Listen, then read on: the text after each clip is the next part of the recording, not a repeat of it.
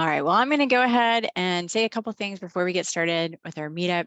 My name is Cindy Brummer, and I am one of the organizers for UX and ATX. Welcome. For those of you that are new to UX and ATX, you're always welcome at our meetups. For those of you that have been here before, you kind of know how this runs, so hopefully this won't be, boring for you. We're a global community of designers. I know it says ATX, but really we have members from all over. We've been a little sleepy this summer because of this heat that is burning Austin, but we're getting back in the swing of things, and I'm really excited about tonight's program. If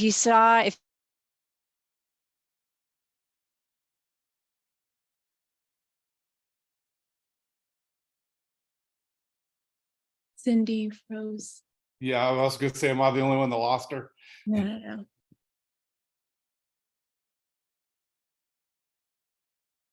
We'll give her a minute, and if she doesn't come back, we'll start without her. Okay.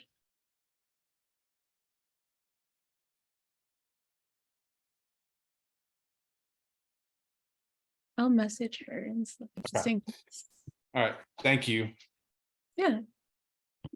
Okay, so while we're waiting for Cindy, I'll go ahead and introduce myself. So my name is Chris Gay. I am a certified executive and business trainer. I have, as you're going to see, 35 years of small to medium-sized business experience in 5 industries, and I talk every day to the people that you want to meet. That's why we're here today. So I'm going to give you guys some insights into what employers are looking for, what kind of questions that you might get asked in an interview, and also where is the best place to go looking for work. Because you guys, if I'm understanding correctly from Cindy, you guys are all about to wrap this, or at least her students are about to wrap their sessions up and start looking for work. So let's go ahead and jump right in. Guys, if you have any questions, please do me a favor and take yourself off mute and ask as we go along.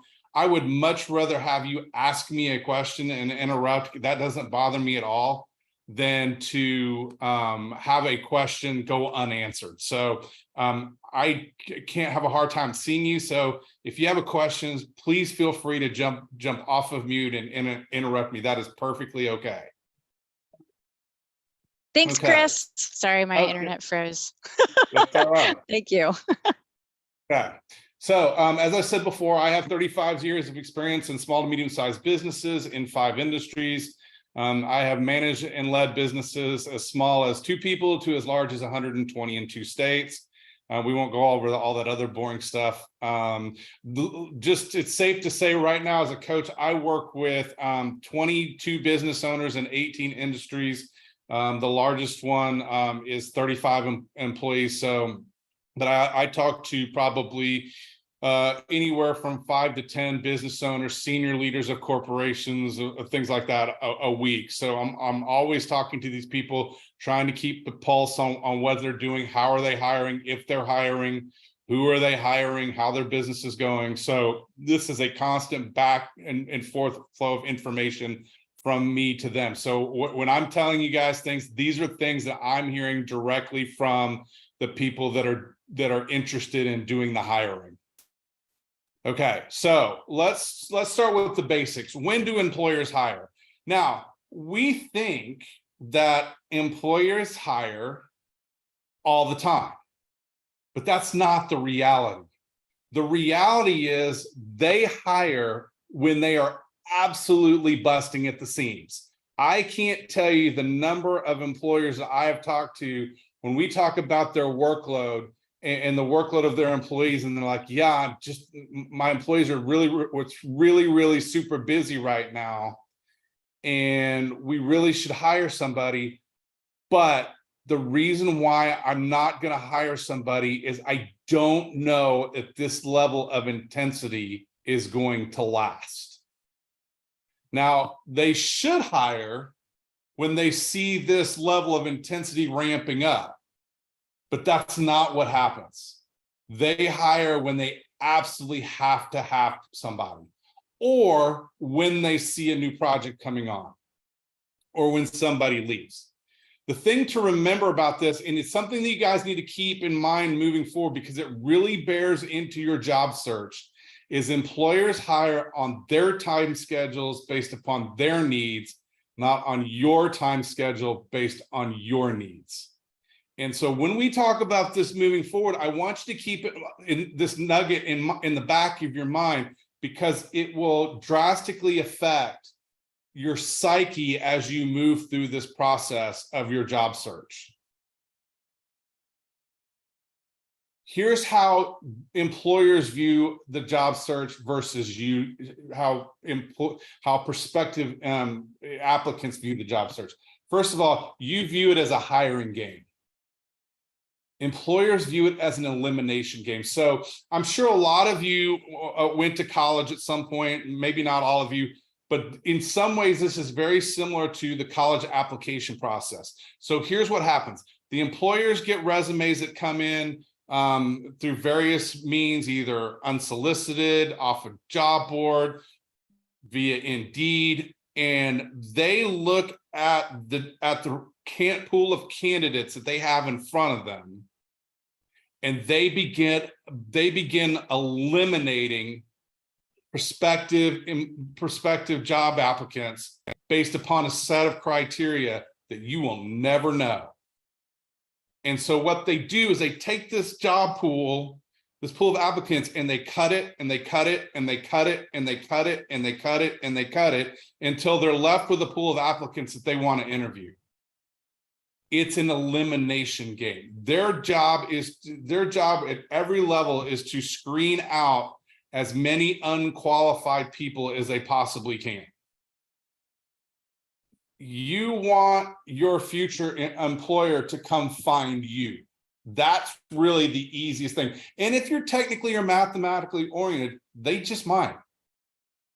But that's not generally how it happens. So I can see some of you, not all of you, but those of you I can see, or give me a thumbs up or something. How many of y'all are planning on using a search engine such as Indeed or Glassdoor or something like that to be your primary method of searching for a new opportunity? So thumbs up, a wave, something kind of give you an idea who's thinking about using something like Indeed or Glassdoor or something like that. So I see a few of you. Yeah, some thumbs up. Okay. I'm going to show you the numbers here in just a minute, but keep this other thing in mind. Your main concern is your time. This is one of the interesting things that's come out of COVID more than anything else. Employees are more and more guarding their time. They view time as the most precious commodity that they have. And that is absolutely true. And those of us who've been in the hiring game for a while, have run businesses before, have understood this for many, many years. Some of the employees are just now coming to this realization. Time is the most precious commodity that any of us have. It's the one thing in our lives that cannot be bought, sold, created, or destroyed, and no one knows exactly how much they have left. This is something that savvy business owners, savvy managers, savvy CEOs have known for years. It's why we hire. Because the reality is, for most of us, in many, many cases, we can do the job that we're hiring you to do better than you can do it. Not in every case. That's not universal. But in many cases, we can do the job better than you can. The reason why we hire somebody like you instead of doing it ourselves is because if we're doing the job we're hiring you to do, then that takes time away from us doing what we need to do, doing the things that we can only do. Growing the business, setting the vision, developing teams, things of that nature. So while your main concern is your time, my main concern is risk. And we're going to talk about those risk factors later and what I'm worried about and how you can mitigate that and take that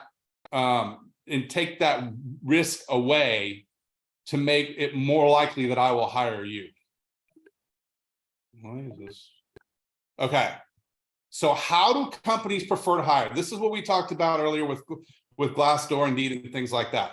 The first and primary way that companies like to hire is they like to promote from within. Why? It's a known entity to me. If I'm hiring, if Daniela works for me, Daniela, I can just see you, so don't take too much of this.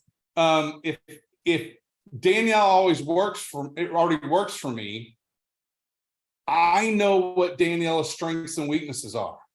I know with a certain amount of degree how well she's likely to perform in a new role.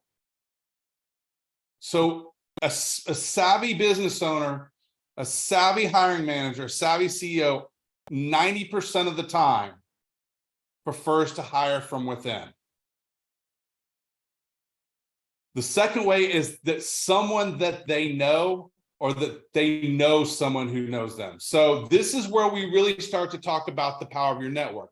Every single person on this call knows 200 people on average statistically. So what we really recommend when you're looking for that job search is start by listing the 200 people that you know. And by 200 people we know, these are people that you know their name and you have either an email address or a phone number for, and just start listing them. Hey guys, look, I'm not the most social person in the world. And when I first heard this, I was like, there is no way that I know 200 people. I started going in, I went in my social media, just into my Facebook and my LinkedIn alone. And when I crossed and eliminated everybody that was in both, I was at 350 people.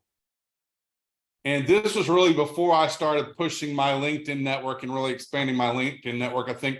And now I'm in LinkedIn contacts alone, I'm up to 500 or 600 people. But I'm not the most social person in the world. If I have that many, I guarantee you, y'all do too. So the other way that I prefer to hire is I will go out and use a hiring agency. Now, I will tell you guys on this one, a hiring agency can be a little tricky it really does depend on the size of the business. Why? They're expensive. If I'm gonna use a hiring agency and I hire Gabrielle out of that hiring agency, it is going to cost me as the employer somewhere between $6,000 and $10,000, depending on how much Gabrielle gets paid. And so I do use them. I do recommend my clients use them, but they are kind of tricky. And so if you get somebody that is trying to solicit you to sign on with their agency, I'm not saying don't explore it, but be very, very careful. A lot of these agencies now are requiring you as the applicant to pay a fee. It's generally $150 to $200 fee is what we're seeing. And they're wanting you to sign an exclusivity deal. So if Gabrielle were to go around the agency and go get her own job, the agency will want to come back and collect that money from me as her prospective employer for work that she did on her own. And I'm going to tell you, as someone who hires somebody, that may give me pause. I may not want to hire Gabrielle if that's the case, because that hiring agency didn't do any work as far as I'm concerned, and it's costing me money. Okay, so these last three proof, that really is if you have a creative ability. If you're in an advertising or something like that, a social media marketing, things like that, and you send someone proof of your work, that can be a really good way to open that door. Online ads would be something like LinkedIn. I'm sure you guys have all seen those. Again, Glassdoor, things of that nature. And then quite simply, unsolicited resumes. You'd be surprised the number of times where I've talked to a business owner and they've just brought in a new hire, and because I always ask, Whenever we onboard somebody new, the first thing we do is we give them a DISC assessment. We want to know what their strengths and weaknesses are, what their personality profiles are, how their communication skills are. But before we even do that, I ask the business owner, how did this person find you? And you'd be surprised the number of times when I get this, well, they just sent me the resume, and it really resonated with me. And I wasn't really planning on hiring somebody, and it just worked out. A good business owner is always looking to upgrade their team. There's two things I tell business owners that never stop. One is you are always looking for your next client, and you are never not hiring. You are always hiring. So when I start working with the business owner, I come in and I will say, this is an exercise I've done quite frequently. I will say, go through all of your employees and give them a letter grade. The letter grade is either an A, a B+, a B, or a C. An A is your rock star. And here's the thing, my rock stars are different than Cindy's. Cindy's rock stars are different than Gabrielle's. Every business owner, every business leader defines rock stars in different ways, but they all have them. And so I go through and say, tell me who your A players are and why. Because we want to know what we're looking for if an A player walks in the door. And if you're lucky in any business, the rock stars, the A players are 20% of the business. Then you have your Bs, and your Bs fall into two categories. And guys, I want you to be really careful and listen to what I'm about to say, because the Bs are some of the trickiest ones, because there's good B players and bad B players. And really the bad B players are what we call B pluses. So you've got B pluses and regular Bs. B plus is someone who thinks they do A-level work, but they don't. And when the A player gets promoted, when the A player gets the new job, when the A player gets the new position, the B plus player looks at them and says, well, the boss just liked them better than me. Well, the truth is, I do like them better than you, but it's not for the reasons why you think. The reasons why I like them better than you is because they do the work I ask them to do, they do it on time, they get it done, and when it's done, they come to me and says, what else you got? A B plus player gets it done, but it may be late, it may not be right, and they're never going to go that extra mile. B pluses can be some of the most troubling people in any organization. Don't be that person. Now you've got your regular Bs, and your regular Bs are very, very important to your business. You cannot run a business without them. They're the people that they come in, they do their job, they do it well, but at the end of the day, they don't think about the business or the business owner again, and the business owner doesn't think about them again. And the problem with that is, if you're a B player, you're somewhat replaceable. And so it's really hard for you to build a career, build a life around this if you're a B player. And the last one we talk about, guys, is the C players. And the C players are your mistakes. And you ask any person that's ever hired anybody, and they will tell you about their C's, because we've all done it. We've all hired people that weren't right for the position. We've all hired people that weren't who we thought they were. And those are the people that we're out as business owners actively trying to replace. That's why a lot of times when an unsolicited resume is sent out, it gets a response, because I've got a C player that I need to replace, and your resume hit me at the right time when I'm looking to get rid of that person. So by the numbers. These are 2021 numbers. They came out of a book called What Color's Your Parachute?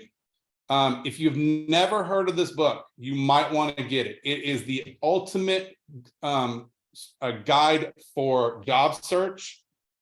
I read it every other year. It comes out every year, but I read it every other year to keep abreast of the latest numbers.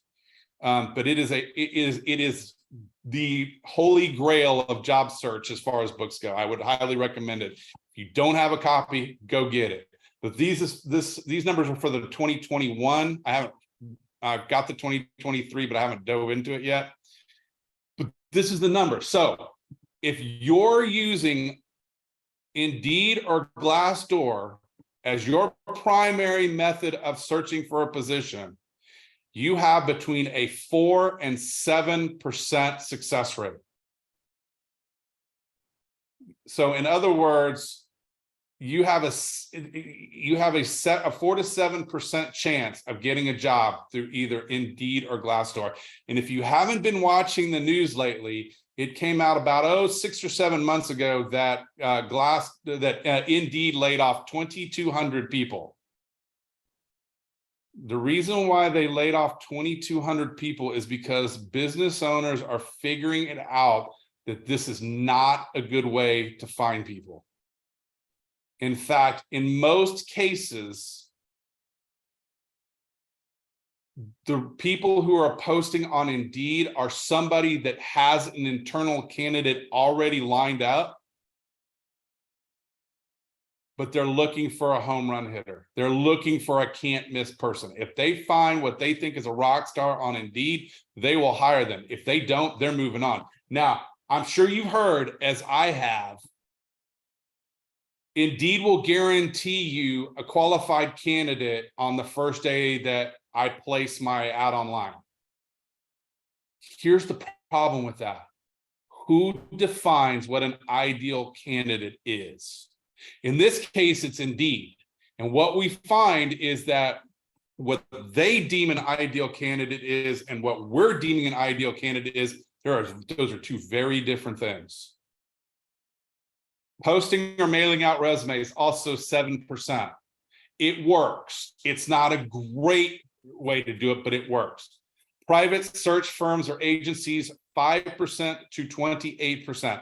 Why is there such a wide variation? It depends on the position that you're looking for, and it also depends on the company that you're hiring.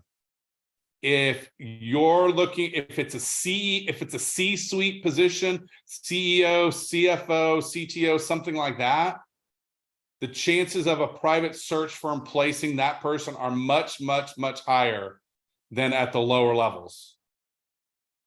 Sphere of influence. Sphere of influence is your network.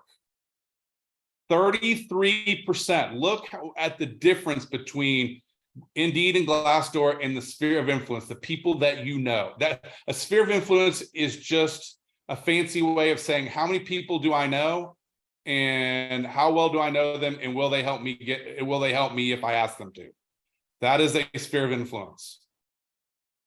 The best one, statistically, knocking on the door, 47%. Now, this does work best for companies of 50 or less.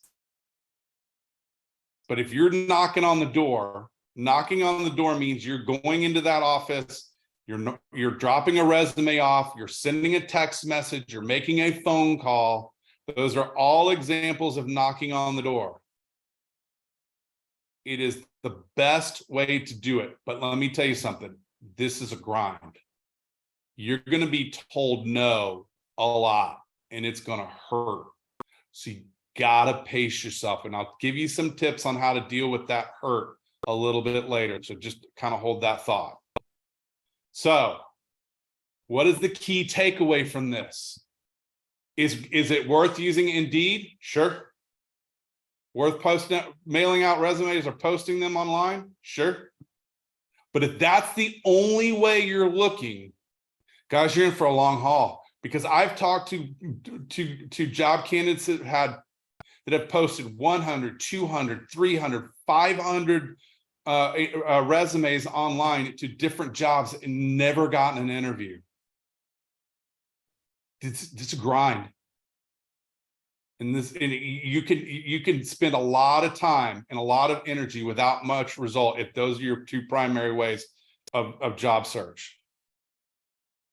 So where to hunt electronically? Indeed is a place to start. But if you're gonna hunt electronically, expand your search. You'll get better results.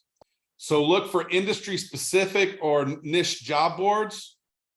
Company websites are great. A lot of companies will post openings on their site. Even if they don't, see if you can figure out who the CEO is, who the CFO is, somebody who might be hiring, and fire off a resume to them. It doesn't hurt them. It doesn't hurt you to do that. Age, gender, ethnicity specific job boards. If you've got it in your arsenal, look, ladies, there is a lot of bad things about being a woman today. There's a lot of great things about it too. If maximize the good things, use gender specific job searches, use Texas Women in Business, things of that nature. If you're an African American and there's a specific job board for you guys, by all means, seek those out and use them. Use every tool, everything that you have in your arsenal is fair game when it comes to getting a job. Religion, gender, activities, it doesn't matter. If there's a job board out there and you qualify to be on it, be on it. Don't eliminate anything, because you never know where that position's going to come available and who's going to be looking for it, and how you're going to get that particular client or that particular job opportunity. When I first started out as a coach, one of my very first clients was the guy that we didn't know each other all that well. We had kids that went to the same school. They were about the same age. They weren't really close friends. I had seen him around before. We started talking at something and he's like, yeah, I'm really having trouble in my business. And I was like, well, let's sit down and talk about it. Guys, that turned into a 7-year engagement. Just because he and I had kids that went to the same school. And our kids weren't best friends. They weren't close. They didn't hang out with each other. But because I struck up a conversation with them at an event that both of our kids happened to be at, that turned into a 7-year engagement. You never know where that opportunity is going to come from. Okay, let's talk about the HR myth. The HR person is not your friend. You think they are, but they're not. This is the HR myth. The HR person is your friend. No, they're not. They are not. The assumption is that the HR person is looking for the best candidate. The assumption is the HR person is using all the resources to find the best candidate. And lastly, the assumption is the HR person is making the hiring decisions. How many of you guys would be surprised to know that none of that is true? Absolutely none of it. Here's the reality. The HR person is using the tools that they have available to them, and they will not go that extra mile to find the best candidate. In the majority of cases, the HR person's main job function is to screen you out. They are to look, they are tasked with pulling a pool of candidates together and presenting them to the person that's going to hire them, and to do so in such a way that as the person that's actually doing the interviewing and the hiring, don't waste my time. So they will, if you give them a reason to screen you out, they will. Your number one priority is to find a way around the HR person. If you know the company that you're going to be talking to, that you're submitting this, submitting your resume to, do some digging. Find out who you're most likely to be talking to. Go to your network, either on LinkedIn, on Facebook, on Instagram, wherever you go, and see if you know somebody who knows that person. find your way around the HR person. The HR person is designed to tell you no. Why networking? Why is your network so valuable to you? Why is it so important? So this was about a year-old survey. LinkedIn surveyed over 15,000 of its members. 85% said that their network was vital to their business and success and professional growth. 35% of the people surveyed would qualify their networking efforts as successful. Expanding your network can lead to expanded opportunities, raises, increased benefits, etc. Now, why is there such a gap between the people that says this is vital and then I'm successful at it? It's because most people suck at it, to be quite honest. I can't tell you guys the number of times. So just so you kind of know where I network, so it kind of makes sense. First of all, I'm in a B&I group, Business Networking International. It's a dedicated group. They only allow one person per industry classification. We meet once a week. That's one of the places I network. I also network at some of the smaller chambers of commerce around the Austin area, Westlake Chamber, Leander Cedar Park, West Austin Chamber, places like that. You'd be surprised the number of people that I see that walk into a networking event, grab a name tag, grab a beverage, iced tea, water during lunch, maybe a cocktail afterwards, pull out their phone, sit down, and start texting. Networking event is over. They get up, they leave. And when you ask them how networking works for them, they'll say it doesn't. Why? They didn't talk to anybody. They absolutely did not talk to anybody. Of course it didn't work. It's never going to work. Part of networking is getting out there and talking to people. And guys, for a lot of this is uncomfortable. I'm great at doing what we're doing right now. I'm talking to you, you guys are listening. Some of you will ask questions, some of you won't. Put me on a stage in front of 2,000 people and I got to give this same presentation to a live audience. That is also no problem for me. If I've got to walk up to a group of 2 or 3 people and interject myself into the conversation, that's when it gets scary for me. And it's scary for a lot of people. But it's how you get into that group and start talking to people.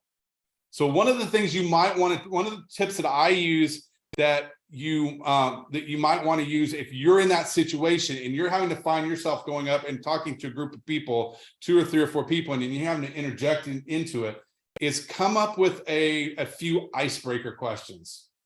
What are icebreaker questions? Well, let me tell you the one that most people use, which is absolutely the worst one to use by far. End of story. They're without a doubt. Hey, Cindy, I'm Chris Gay. It's nice to meet you. What do you do for a living? Why is that a terrible question? Because unless I have some experience with what Cindy does for a living, where does that conversation go after that? It's like, oh, wow, that's interesting. And dead silence. So what's an example of an icebreaker question that leads to further conversation? Well, I'll give you 2. These are my favorite. You might want to write these down. The first one is if we're talking about business, I'll say, hey, Cindy, you know what? 2023 is almost over. Tell me about something that you're excited about for the back half of the year and then going into 2024. That is an open-ended question because Cindy's going to talk. And my job was to keep her talking. Here's another one that, and for those of you in Austin, you can use this one. If you're live in a different city, use whatever city that you're in. I will say, hey, Cindy, are you from Austin originally? Now, I am from Austin originally. So if she says yes, that opens up a whole line of conversations about where'd you go to high school and do this and blah, blah, blah, blah, blah. You know, did you go to camp? But it's a whole line of conversation that I can ask. If she says no, which if anybody who lives in Austin knows, that's going to be 90% of the people you run into are from somewhere else, then it's a whole different line of questions. What brought you here? What did you like about it? The place that you lived before, how long were you there? My whole goal in this is to keep you talking, because the more you talk, the more I get to know you, the more you get to feel like you're knowing me. And that's how relationships are built. And what I really want to do is I want to keep Cindy in that particular scenario talking 85% of the time. Why is that? Because when she walks away, she's going to think, wow, that Chris Gay, he's a really nice guy. He's my kind of people. He's just like me. Why? Because she did all the talking. It's the same way in an interview. We'll go into that in a little bit. It's the same way of an interview situation. My goal, if I'm the one being interviewed, is to get the interviewer to talk 85% of the time. If I'm doing the interviewing, I want to get you as the applicant to talk 85% of the time. Because if Cindy's talking, I'm listening. It is physically impossible to talk and listen at the same time. It's one of the things that cannot happen. So if I'm talking, I can't be listening and vice versa. So I want to keep that other person talking so I can find out things about them and be able to use that to further advance that relationship and build that relationship moving forward. How long does it take to do a job search? Guys, I'm telling you right now, I have to go back and revise these numbers because I got new numbers in the last couple of weeks and didn't have an opportunity to go back. These numbers have gone up. 30% is 1 to 3 months. That number has come down. To do the proper job search now, if you get the job in 1 to 3 months, you're doing well. It's now down to about the last I heard from the Department of Labor Statistics, which is down to about 25% and continuing to drop. The reality is that a lot of business owners, a lot of bigger companies are getting a little bit skittish about bringing on new people right now. You're starting to see more and more consultants, more coaches, more people like that. The independent contractors have their time reduced or let go across the board. Hiring is still going on. We haven't seen the mass number of layoffs that we thought we should in a recession, which, guys, we're in this recession right now. The economists will probably come out and say it in another 2 or 3 months that we've been in a recession for the last 4 or 5 months. All a recession is, so to kind of put it in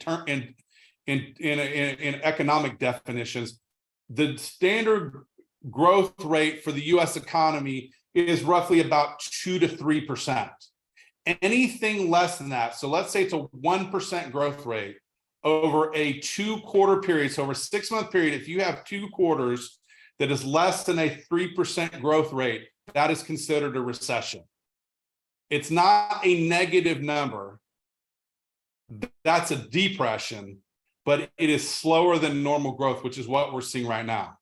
So what you're seeing is that the business owners, the hiring managers, they can be a little bit more choosy about the people that they're bringing on.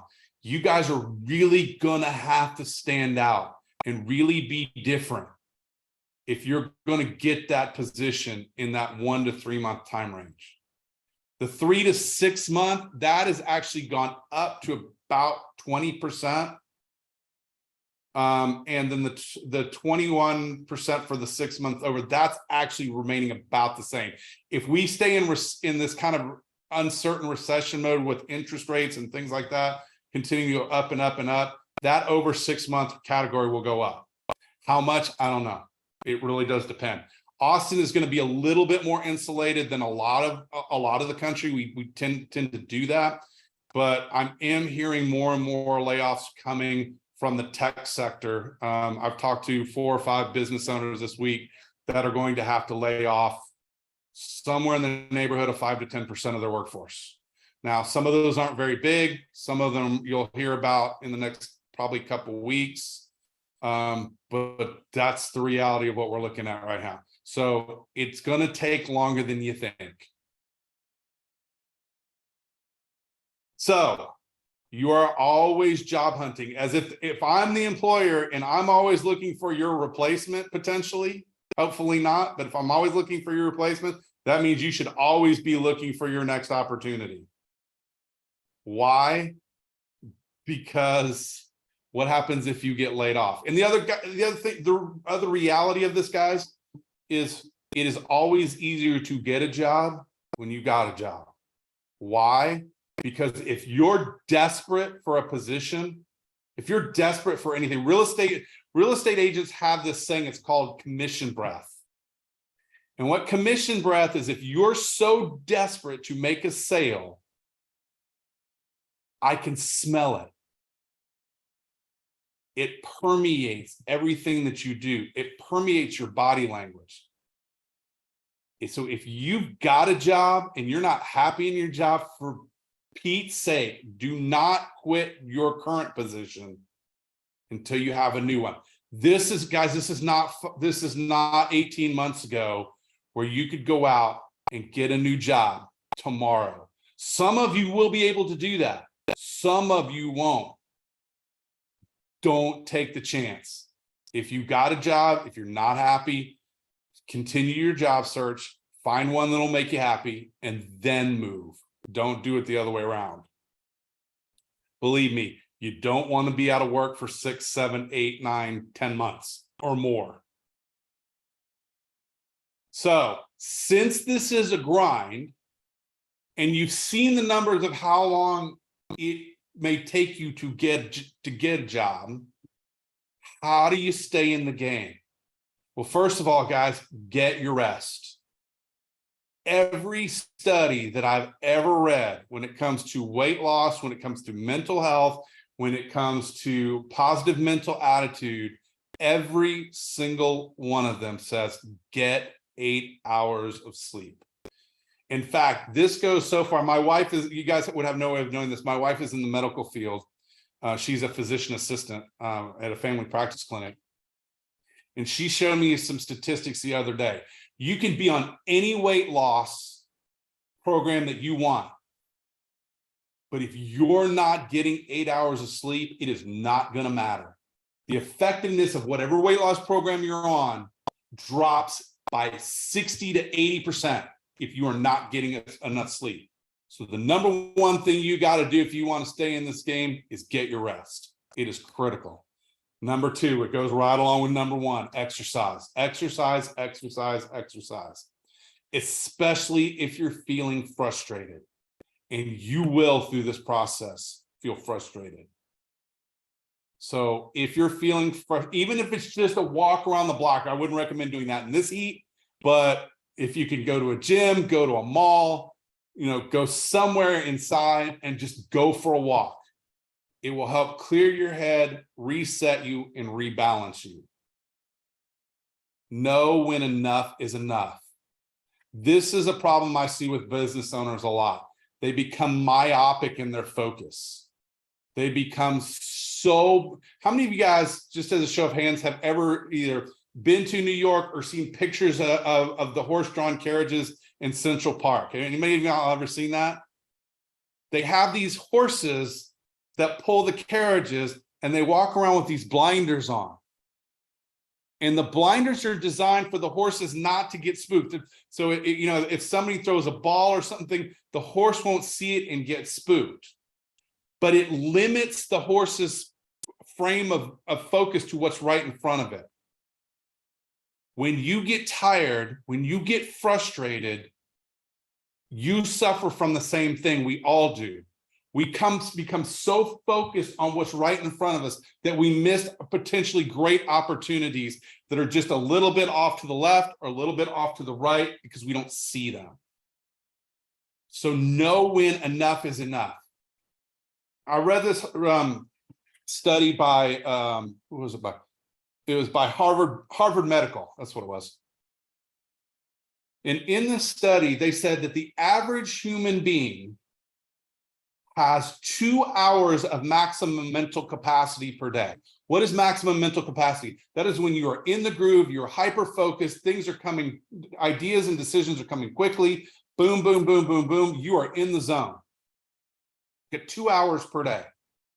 You get 4 hours of good mental capacity. What is that? That is, well, you're a little bit slower, but you're still able to problem solve. You're still able to work through things, but just a little bit slower. It's a little bit off. A few more things catch you by surprise. You get 4 hours of good mental capacity per day. The rest of the time, you're treading water. You are absolutely treading water. So when you feel like you've hit that wall, stop. You are what you think you are. Guys, when it comes to the job search, it is extremely easy to get discouraged, to lose your focus, to lose how you value yourself. You are good people. You are smart. You are intelligent. But when you get told no over and over and over again, you can't help but lose confidence. So I told you I was going to tell you about this before, and here's where it comes into play. New York Times science article from 4 months ago stated that when you are told no in the sales process, and don't kid yourself, when you're applying for a job, you are actively selling yourself to your prospective employer. When you are told no in the sales process, and it doesn't matter whether you're applying for a job, whether you are trying to attract a potential life partner, whether you are selling widgets or pens, it doesn't matter. When you are told no in the sales process, the brain registers it the same way it does that if I reached through that screen and punched you in the nose. It registers the same way as physical pain. And believe me, nobody wants that. It is absolutely critical that you understand that. You are what you think you are. So even when you're going through this process and you're being told no, or you're not hearing anything, you're getting crickets, it is important for you to reset that mind frame and say, I'm a good person.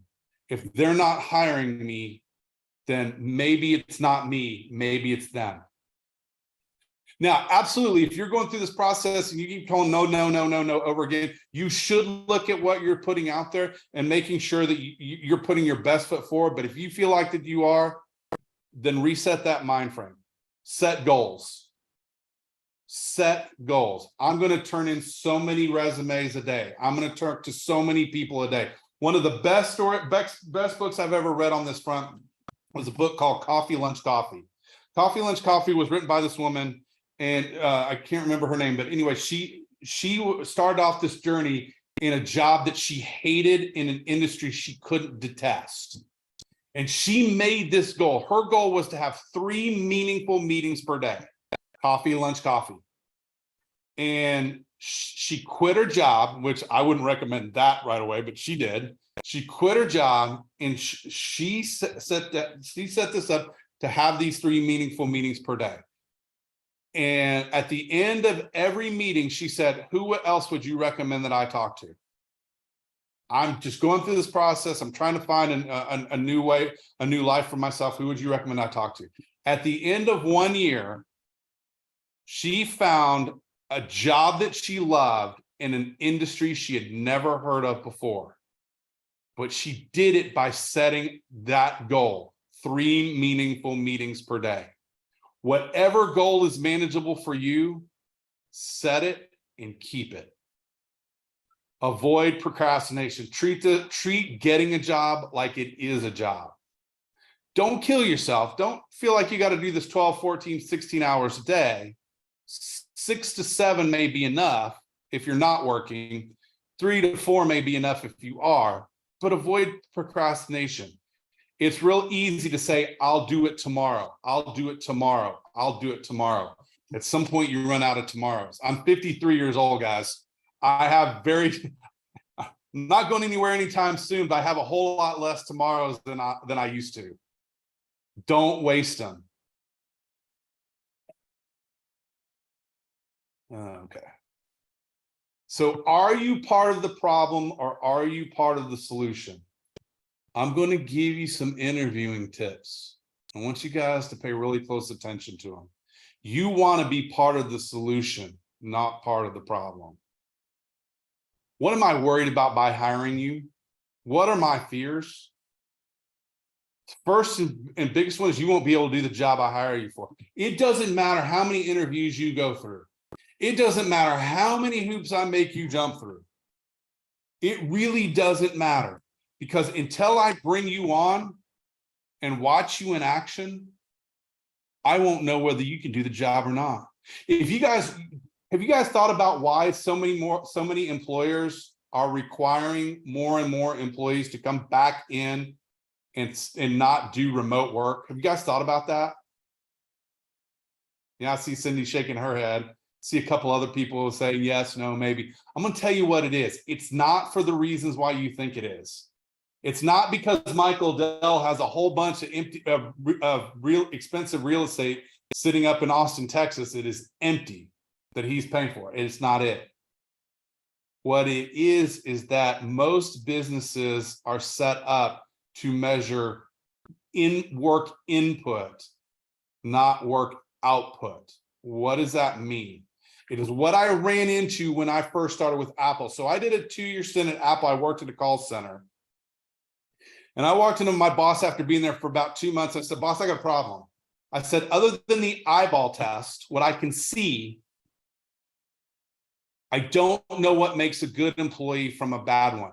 And that's the problem when you're talking about looking at somebody and saying, you're now a full-time Apple employee with all the perks and benefits, the health insurance, the dental insurance, the job security, versus you're still a contractor. And if you're a contractor at Apple, you can work for as long as 18 months. At the end of the 18-month period, if I don't have a position for you, I don't care how good you are, you're out. I don't know how to look 2 people in the eye and say, you're a full-time employee and you're still a contractor without a certain set of criteria. So my biggest concern, and the reason why more and more people are bringing people back into the workplace, is so I can look and see what your input is. Can you do the job? Now, should it be that way? No. I should measure your output, what you get done. Because the reality is, in most cases, especially if I'm paying you a flat salary, whether it takes you 45 minutes to get something done or 4 hours to get something done, I really don't care as much, as long as it gets done. Obviously, if it's taking you 4 hours to do something that should take you 45 minutes, then that's a problematic for me as an employer, because you could be doing other things. But so my biggest concern is you won't be able to do the job. My second biggest concern is that I will spend all my time, all my money, all my resources training you, and you'll leave. There's an old joke that was told by Richard Branson. Richard Branson is the owner of Virgin Atlantic Records and Virgin Atlantic Airlines. And it's the story of a CEO, a chief executive officer, and a chief financial officer, and they're having lunch. And the chief financial officer says, what if we bring all these people on board and we train them and we spend all this time and resources to train them and they leave? And this chief executive officer says, what if we bring these people on, we don't train them, and they stay? So my second biggest concern is you'll leave. My third biggest concern is it will take you way too long to master the job in front of you. That is a waste of my time, a waste of my effort, and it basically slows down the machine that is my business if I've got to stop every 5 seconds and answer a question that you should know the answer to. Workplace conflict. As a coach, I will tell you fully 70% of my time is dealing with workplace conflict and interpersonal skills. I had a client one time, he had a 4-person office, and you walked in and you could cut the tension with a knife because the people in that office were talking at each other, not to each other. Workplace, I don't want to, if I've got a great team, I know that I'm one bad person, one bad hire away from blowing it up. And I'm gonna be real careful to make sure that I'm not bringing in somebody that's toxic to my team. And the last one is that you'll only do the bare minimum, not the maximum. I don't want people that coast. I want people that get maximum effort. That's what I'm paying you for. If you only do the minimum, I promise you, if I think that you're only doing the minimum and you work for me, there's one thing I can promise you as sure as I'm sitting here, I'm out there actively looking for your replacement. And when I find them, you'll be gone and they'll be in. Be prepared. When it comes to your interview, here's the thing about interviewing, guys. Be prepared, but don't spend a whole lot of time about thinking about questions that I'm going to ask you, because you will never figure it out. You will never, ever be able to second guess and figure out the questions that I'm going to ask you. Why? Because I don't want you to. And everybody that you interview is going to ask you something different because they're all looking for something different. But these are some general things I'm looking for. Are you dependable? Can I count on you? One of the biggest things for me that I look for in an A player is dependability and loyalty. If I can't trust you, you don't work for me. Period. End of story. I don't care how good you are.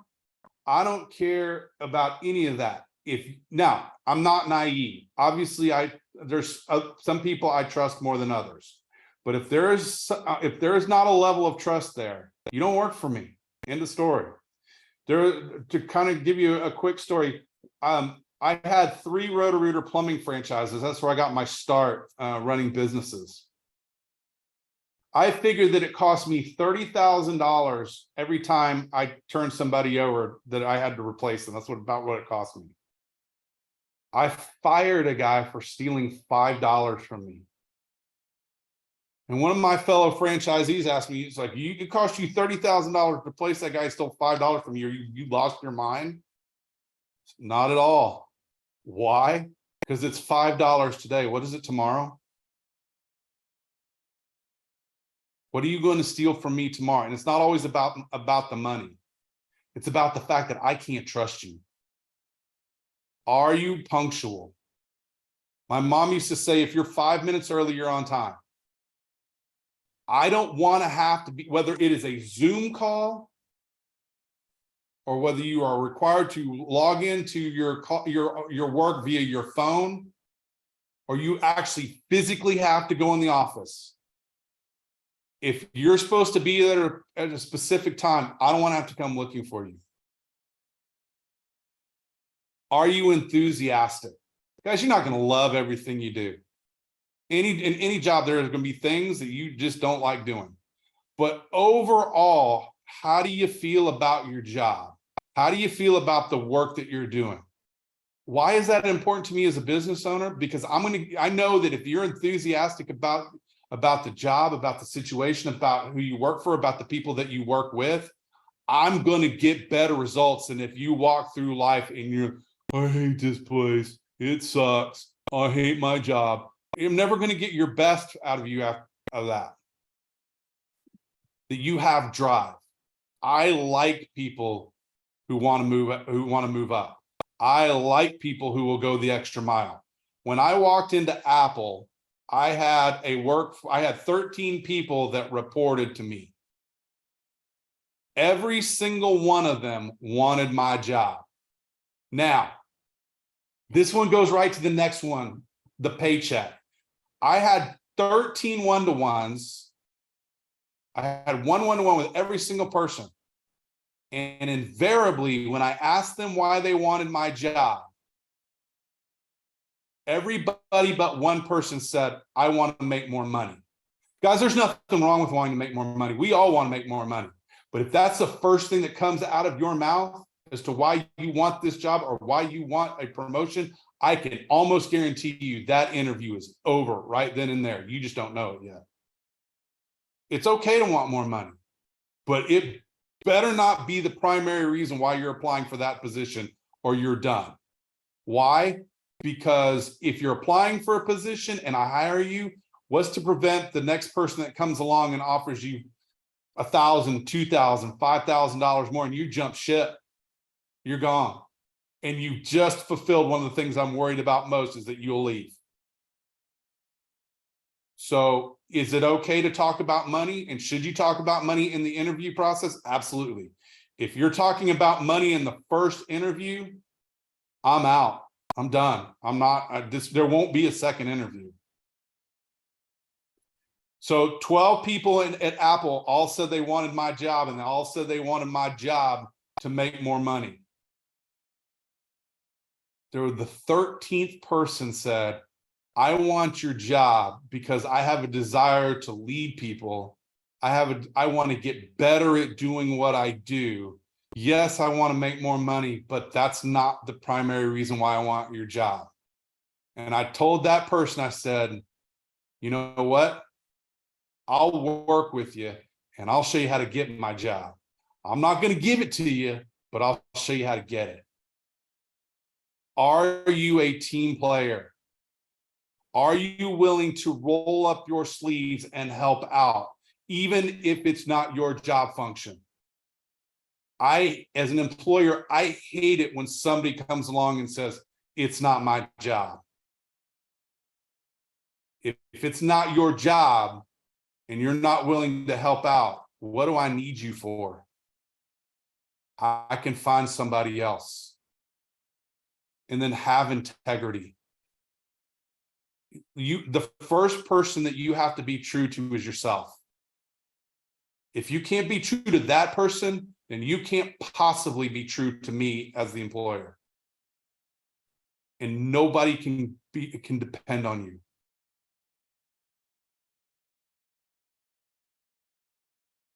Any questions? I know we went through that kind of quick. I didn't see anything come up on the chat, but I wasn't watching it all that close. So if you've got any questions, I'm more than happy to answer them. Yeah, I think I disabled the chat, but I opened it up now. Or I let you, if you all want to come off mute, raise your hand and ask a question. Totally can do that now.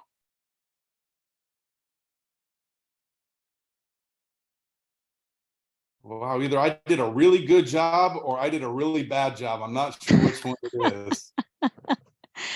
That was really thorough, Chris. That was awesome. Cindy, I'll ask a question. Yeah, please. So it seems like references are becoming a thing of the past. Is that, would you say that's accurate in the era of GitHub and public portfolios? Yeah, James, that's a really good question about references. And here's my answer. And I hate to do this to you, but the answer is it depends. Because legally, when it comes to references, as an employer, there's only so many questions I can answer. So if you were to call, if Cindy were to call, let's say that you were applying for a job with Cindy and you had worked for me in the past, and Cindy were to call me up and say, tell me about James. Here's the things that I can legally say. I can confirm the days that you worked for me. I can confirm your salary. And this is the tricky one. This is the last one. And I can only venture this forward if she asks. Here's the question, and it's a big one. Is James eligible for rehire? Now, guys, this is a code between business owners, between hiring professionals. If the answer is no, the chances of you getting hired drop dramatically. So Now, legally, I can't elaborate. If LaKendra, and LaKendra, I can see you, so that's why I'm picking on you. It's not nothing personal. If LaKendra is not eligible for rehire, I legally cannot go through and tell Cindy why she's not eligible for rehire. It's up to Cindy to read between the lines. But it is detrimental to you as the employee, as a prospective employee. And legally, if that's all I say, no, you are not, no, LaKendra's not eligible for rehire, there's nothing that can be done. There's nothing you can do. Now, if I'm stupid enough to go tell Cindy all the reasons why LaKendra is not eligible for rehire, then LaKendra can sue me. In some cases, not in all cases, but in some cases. It depends on what I say. So with references, a lot of business owners don't bother to check them because a lot of business owners don't want to answer that question. So they'll just say, yes, this person worked here, this is their salary, and I'm afraid that's all I can say. But legally, I can answer the question, are they eligible for rehire? But a lot of businesses, especially bigger corporations, won't answer that question. James, that answer your question? I kind of lost you there. Yes, sir, it did. Okay, Jonathan, I see a couple of hands raised. Jonathan, I saw yours first. You want to bring yourself off mute? I was muted there. Apologies. Thank Okay. you, Chris, for talk tonight. You've gone over a couple things that people tend to do in interviews. I was just curious, what would you say is like the #1 sort of stumbling point that you see from individuals during any sort of interview? Okay, that's a really good question. So there's a couple. The first one is that be prepared to answer a version of this question. And in the version of the question, I will tell you, this is a question I will always, I know some, don't try and second guess me. This is kind of the exception to that rule. This is a question I will always ask in an interview. And now the phrasing changes, but the question doesn't change. It depends on whether you are hired, whether you are employed or not. Here's the question. Why are you, or if you're not employed, why did you leave your last position? Now, the #1 answer I get is money. But if you've got a savvy interviewer, they are not going to let you get by with that answer. Why? Because when you look at the reason why people leave companies, money is about 7th on the list, and it's dropping rapidly. The #1 reason why people leave companies is because of bad management. And I was doing an interview for a company one time. They were interviewing for an office manager, and I was helping them interview because they were terrible at it.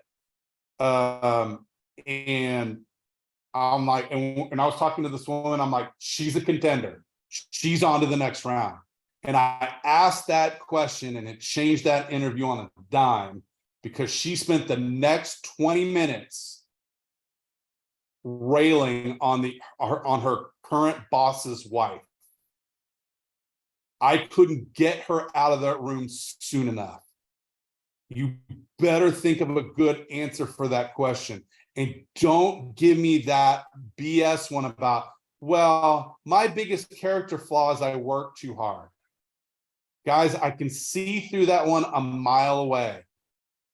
You want to come up with something that sounds realistic, but does not want to put you in a bad light.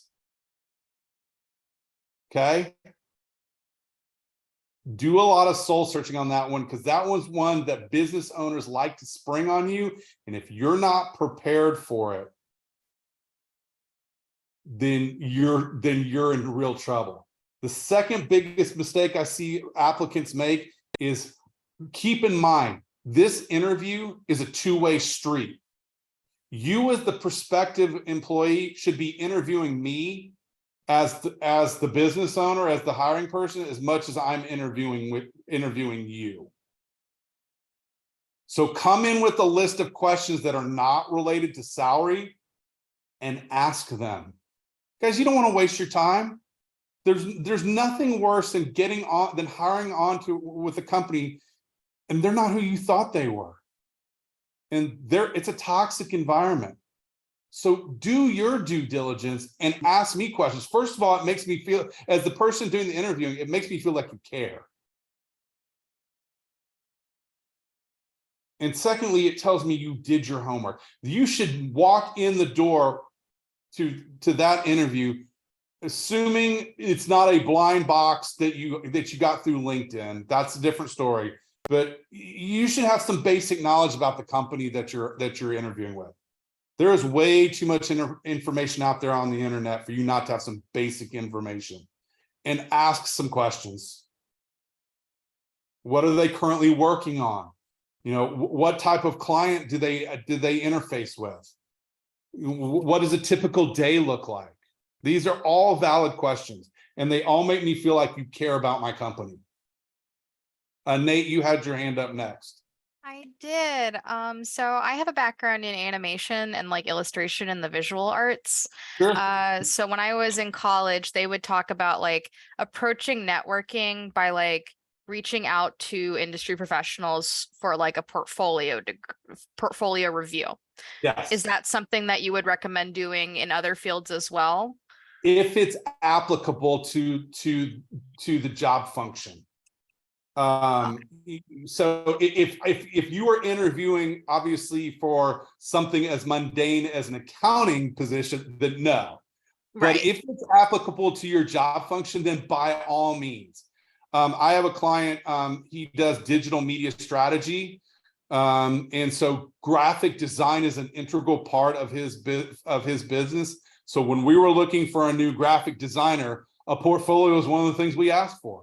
We wanted to see if she could do something. And we also gave her a test. We said, here's the social media post that we're thinking about running. We're going to give you 30 minutes, come up with some rudimentary graphics that we can see, because we were trying to assess how she performed under pressure. Mm-hmm. So if it's applicable to the situation, by all means. Okay. I'm sorry, we got 2 more questions. I want to make, see if it's okay. We got 2 more questions, or a couple more questions. It's okay with you. I'd like to answer them. We'll cut it off there. I see Nicole's got her hand raised. Jessica, Haley, Jessica, you came in first. How much time should you spend looking for a job and networking when you're already employed? Yeah, 3 hours a week is a good number. You know, again, it's as much time as you feel comfortable with without exhausting yourself. Remember, your most important job right now is to keep the job you got. So 3 hours is a good number. If you find that's too exhausting, try 2. If you want to put in more, 4 is good as well. Haley, put as much time as you can afford in relation to how badly you want the job. Yeah, that's a good answer. Obviously, if you're desperate to get out of your current situation, try putting more in, but keep in mind, guys, there is a limit. Don't, if you exhaust yourself in day 1 or day 5, what good are you on day 7? So really do find that pace that's right for you, and it's different for everybody. Nicole, you were next, and then Nate, and then we're gonna have to cut it off there, guys. So Nicole, if you want to bring yourself off mute. Sure, thank you. Most times when I've been interviewed, I've been asked by the person interviewing me if I've had any questions for them at the end of the interview. What are some questions that you've been asked that made you think the person might be a good person to hire? What were some questions that you really enjoyed answering? Yeah, again, it goes back to making you, with this one, do your homework. Talk to people. If you're really seriously interested in this position, talk to other people in the industry. If you know somebody in the organization, talk to them. The detail and level of question that I get depends on how much homework you do. That's what I'm really looking for on the questions. I want to feel like you care. I want to look, I don't mind a stupid question. I really don't. I would rather have you ask me a stupid question that showed you cared enough to find out about my company than have you not asked me anything at all. So some company websites, they will list who their clients are, which is really dumb. I would advise my business owner clients not to do that, but some businesses do. Ask them about the clients. Ask them about the clients that they work with. Ask them about what clients they enjoy working with. Ask them what a typical day looks like. Ask them what they're currently working on. These are all great questions. And Nate, is it okay to follow up after a rejection and ask how you can improve? What may have caused them not to move forward with you? Yeah, Nate, you can ask. I can't guarantee that you're going to get an answer, but it doesn't hurt to ask. But also with that one, be really careful and read between the lines, because sometimes I'm not going to give you a direct answer. First of all, because I may be trying to keep myself out of legal issues, but also I don't want to hurt your feelings. So for example, I know it sounds really mundane, but if you have bad breath and that's the reason why I didn't hire you, I may not tell you up front. This has been really great, guys. I always enjoy coming in and talking to you guys, and I hope you got as much out of this as I did. And I wish you all very much success in your job search, whatever phase you're in, whether you're just starting or knee deep in it. I hope that you find an opportunity that you love and quickly. So thank you very much for spending your time with me today. And as always, I'm grateful. Chris, you're awesome. Thanks so much for coming to UX and ATX. Can we give him a round of snaps and claps? Appreciate you. All right. Well, thank you for staying a little extra to answer questions. I'm going to go ahead and wrap it here so my students and I can go back to class, and we'll see you all next month. All right. See you later. Bye, guys.